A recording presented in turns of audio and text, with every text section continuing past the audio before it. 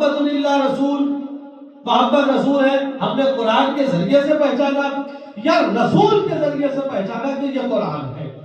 تو ہمارا متفقہ فیصلہ یہ ہے کہ ہم سے ایک صادق نبی نے کہہ دیا کہ یہ قرآن ہے تو ہم نے مان لیا کہ یہ قرآن ہے۔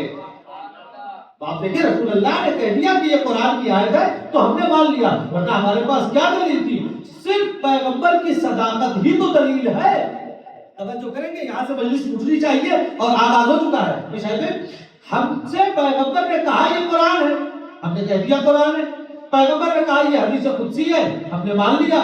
پیغمبر نے کہا یہ میری طرف سے ہے، ہم نے مان لیا۔ خیر، حدیث قدسی اور حدیث قرآن آپ جو مشہور ہے 6666 آیتیں، یہ پیغمبر نے کہا نا یہ آیت ہے، ہم نے مان لیا۔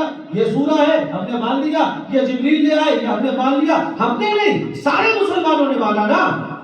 نہیں توجہ کریں، سارے مسلمان نے، پیغمبر نے کہا الحمدللہ یہ قرآن کی آیت ہے، جبریل آئے، سارے مسلمانوں نے کہا بے شک۔ کسی کو کوئی شک ہوا؟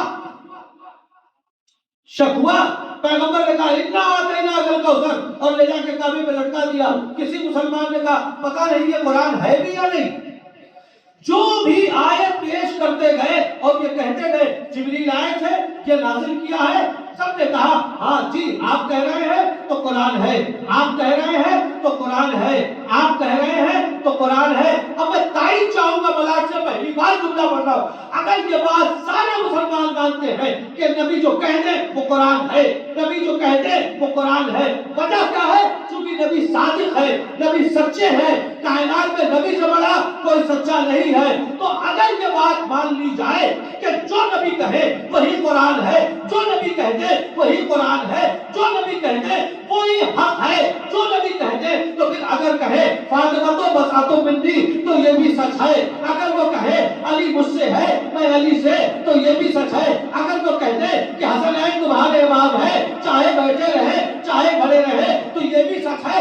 حیرت ہے مسلمانوں پہ کہ قرآن کو کیسے مان لیا تو ویسے پیغمبر کی حدیث کو کیوں نہیں مانتے؟ بھائی جو نبی قرآن کے معاملے میں سچا ہے وہ نبی اہل بیت کے فضائل کے معاملے میں بھی سچا ہے۔